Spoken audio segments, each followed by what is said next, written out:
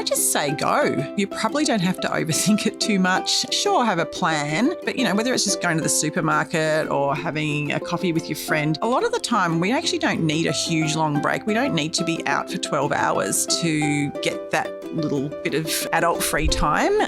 Welcome to Breastfeeding with ABA, a podcast brought to you by volunteers from the Australian Breastfeeding Association.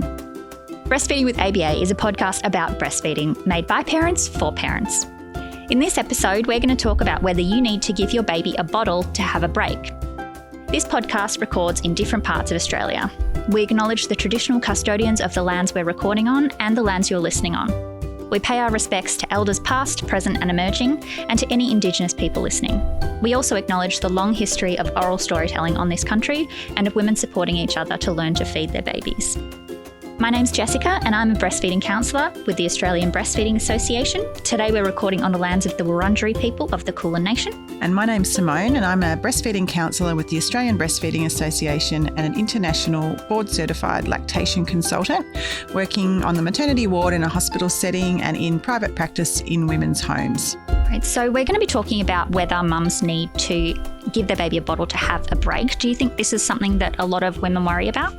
Yeah, I get questions about this a lot. Women wanting to know about expressing, how they can provide express milk to their babies. But sometimes when I actually delve into it and start talking to them a little bit more, I start to realise they're not really interested in giving them a bottle per se. They're interested in just having a bit of a break and being able to sort of do some other things away from their babies, which, doesn't make you a bad mum if you want to be away from your baby for a little while, because it's very all-consuming and they can get a bit touched out and want to just spend a little bit of time off on their own for a little while.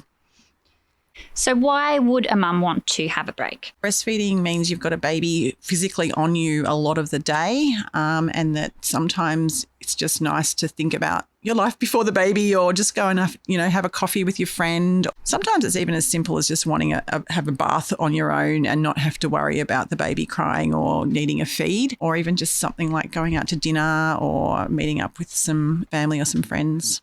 So how did you manage to kind of pop out if you just needed to go and do something quickly when you had a small baby? What was your experience? I've got 3 children. I do think with my third, I was a little bit more casual about it. And when I think back to the way I was, I sort of wish I did that more with my first, when just decided, if I need to go to the supermarket, which sounds pretty boring and mundane, but I used to love going to the supermarket all by myself and just reading the labels and taking lots of time and no one interfering and, It feels so luxurious, doesn't it? So, I'd say to my partner, I'm just going to go to the supermarket. And I would just make sure I timed it well. So if the baby, especially when my baby was quite young, I'd say I've just fed him. He's just gone down, but obviously I'm not going to be here for maybe an hour and a half. So I'd just go off and do my little supermarket thing and come back. And sometimes the baby had woken up, other times he hadn't. And, I knew he was safe and loved and with my husband, and it was okay if he did wake up. So I didn't leave him any milk or anything like that. And when he got home, if he was awake, then I'd fed him. And I just knew that was something that I was happy to do, and that it wasn't a big risk that he was going to go hungry. What about heading out at night? When do you think a parent who's feeding their baby can realistically expect to be able to do that? I think that it's not when they're a brand new baby. I do think that's something that happens a little bit later. I usually find around the 3-month period when their circadian rhythms are developing. So that means the baby starts to know the difference between day and night, and you will notice that they have a longer sleep in that sort of evening, maybe past 8 or 9 o'clock part of the evening. They often do cluster feed as well before that, and then they'll go into a really nice long sleep. And so that's your window of opportunity to maybe go out in the evening. And I do remember I think it was my third baby as well, we used to have a mums at the pub night. And so we'd go out and I'd just say to them, look, I'll go as soon as I've fed the baby. And so I'd feed the baby. And who knows, it might be 7 o'clock, it might be 8 o'clock, it might be 8:30, but it was usually around that time, and I'd just deal with whatever I had to do at the time. So if they'd already had dinner, I'd probably just have a drink or whatever. But yeah, that's how I used to do it. Or just pop in for dessert. Yeah, that's right. And I think also if you were going out in the evening and you wanted to line up with some friends, you're the one with the baby. So I always think they can come to near your area. Everyone's got a mobile phone now. So if you really needed to be called away, you know that you could get that call and probably be home in 5 or 10 minutes if you get to choose where you have the dinner. So I think that helps if your friends are understanding or the people you're meeting are understanding that, okay, she's got the little baby, why don't we, and she wants to have a little bit of a break, let's go somewhere near her. Yeah.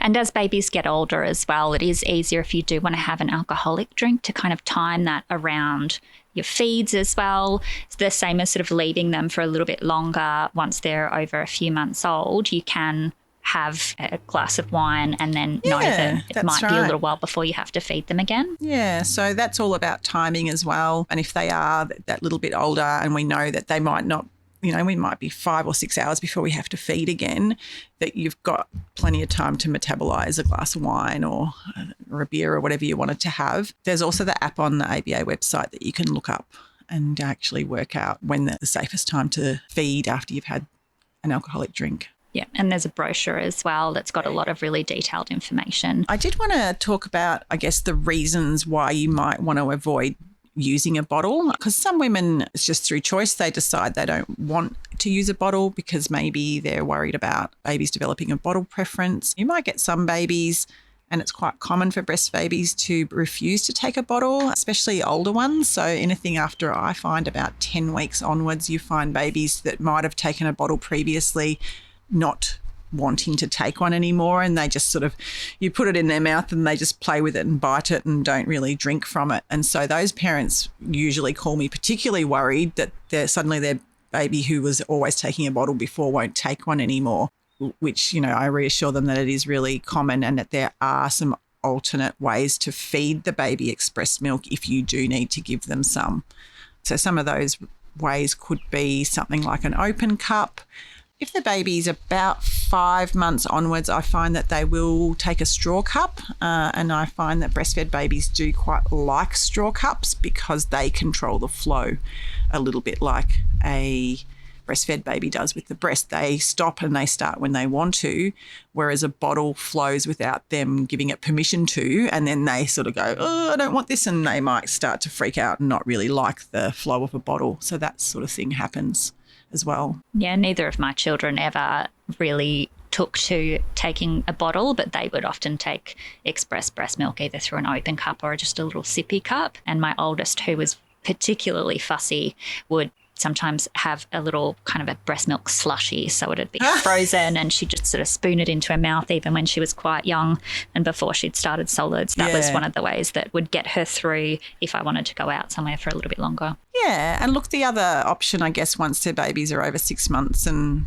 have started solids is, give them a banana while you're waiting for mum to come home. So, or, whatever they eat. So sometimes a baby who's, even though they're breastfeeding, are on solids, you've got a little bit of a backup there as well if you haven't left a bottle or if you don't want to give a bottle while you're gone. So that's sometimes a bit of a opportunity. And you can mix breast milk into solids as well. So if you did want to use some of your milk and they're not taking a bottle, that could be an option as well. So what advice would you give to anyone listening who is thinking about, they want to have a break, they want to get out there? What would you say to them? I just say go. You probably don't have to overthink it too much. Sure, have a plan, but, whether it's just going to the supermarket or having a coffee with your friend, a lot of the time we actually don't need a huge long break. We don't need to be out for 12 hours to get that little bit of adult free time. You can just do that in an hour or two, and quite often that is the window between a feed, so you can get that time and you can just go, and your baby's not going to starve. If you've got someone that's with them that loves them and cares for them, even if they did sort of go, oh, hang on, where's mum, waiting for you to come, doing things like walking around, showing them outside, lots of little distraction techniques, especially with a slightly older baby, you're usually pretty fine. Younger ones, you might just need to do a bit of cuddling while they wait for mum to come home. But again, mobile phones, you can contact someone and say, actually, they're probably pretty hungry now. Let's just come home. And that's fine. Even if your free time got cut short, at least you got to have something, and it's usually pretty fun just to be out in the wide world without your baby there just for a few little moments. Yeah, that's right. And even if you start small and start with a half-hour coffee with a friend at a cafe around the corner from your house, don't start with, 4 hours away from your baby. Yeah, maybe. Where it might, that's right. might take a little bit longer for them to get to you. Starting slow is a really good way to think about it and just go, yep, it's okay. We'll start with this, and yes, that was fine, and then make it a little bit longer each time that you take time for yourself. Yeah. And I do think sometimes women also have a bit of trouble with expressing. They feel a bit worried because, I only got 20 mils and my baby needs 100. So then they're like, oh my God, I can't do this. Whereas if we just space the feeds and do all the sort of things we're talking about, you don't actually even have to worry about it too much. Thanks heaps, Simone, for chatting with me today. You can check out the show notes for a link to Simone's blog and to some other information as well. If you're in a position to support the work ABA does financially, you can become a member by visiting breastfeeding.asn.au, and that'll link you in with your local group as well. If you want to speak to a breastfeeding counsellor, call the National Breastfeeding Helpline on 1800 686 268. So that's open 24 hours a day, every day of the year. Our live chat service is another option, so you can check the website to see when that's open. Thanks heaps for listening. We'd love it if you can rate, review and subscribe to the Breastfeeding with ABA podcast wherever you're listening.